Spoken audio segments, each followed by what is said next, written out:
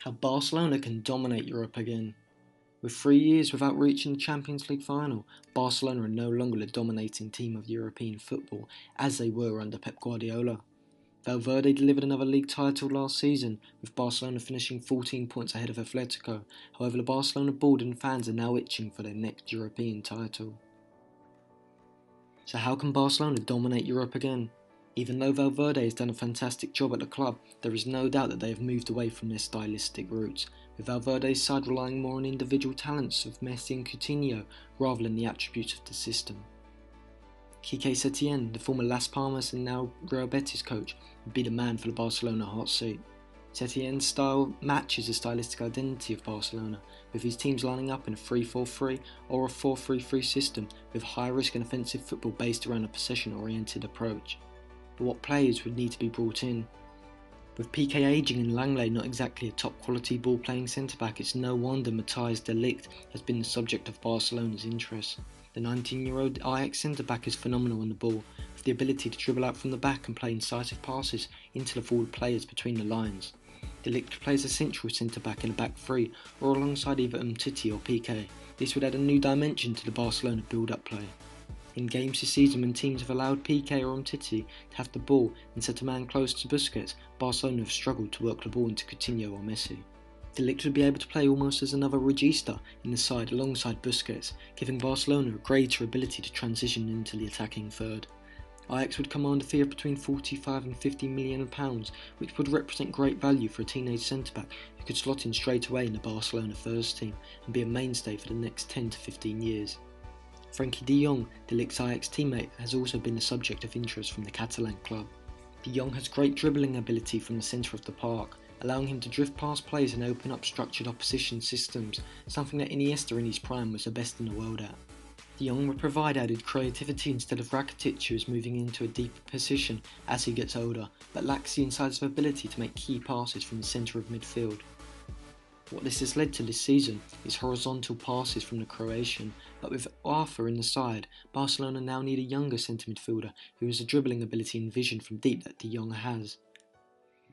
Barcelona would have to splash out around 60 million for the young Dutch midfielder, but at 21, like De Ligt, he would be a mainstay in the Barcelona side for the next 10 years. Spearheading the Barcelona attack for the last 5 seasons has been Luis Suarez. However, the Uruguayan is now lacking the physical ability that he had during the 2015-16 season where he scored 40 league goals. Mauro Icardi is the best poacher type striker in the world right now, and Barcelona lack a predatory goal scorer who will sit on the last defender and wait for chances since Luis Suarez's decline. With Coutinho and Messi playing behind him and Semedo and Alba providing deliveries from the flanks, Icardi would have even greater opportunities than he does now in Serie A with Inter. Icardi's asking price would be around the £100 million mark, which could put Barcelona off, though the 25-year-old would be a much more realistic option than say Harry Kane or Mbappe. So how would Setién set his side up? In a 4-3-3, De Ligt and Umtiti would play ahead of ter Stegen, though Piqué and De Ligt could be rotated. Semedo and Alba would be the perfect wing-backs, providing offensive ability through their dribbling and crossing, but their pace would also allow them to recover into position in this system. Busquets would take his familiar regista position, with De Jong and Coutinho ahead of him. While Messi would sit on the right, De Jong would do the majority of his defensive duties on the right-hand side, giving the Argentine the ability to roam into central positions. Dembele could start from the left, while Icardi would sit as the main striker up top. Setién has also used a 3-4-3 system at Betis, which could be used at Barcelona, with De Ligt starting as a central centre-back with Piqué and Umtiti either side of him. Semedo and Alba provide the width as wing-backs. A midfield pivot of Busquets and De Jong would sit behind Coutinho and Messi, while Icardi started up top. When out of possession, Coutinho could drop into the midfield, creating a 5-3-2, which would allow Messi to stay high up in a central position.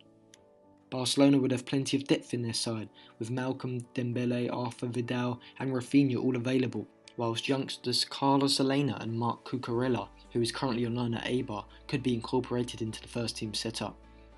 This rebuilding job would cost a lot of money, though with players like Ivan Rakitic, Luis Suarez, Paco Alcacer, Munir and Paulinho on their books, Barcelona could make some money through selling off these players that are no longer needed in the setup.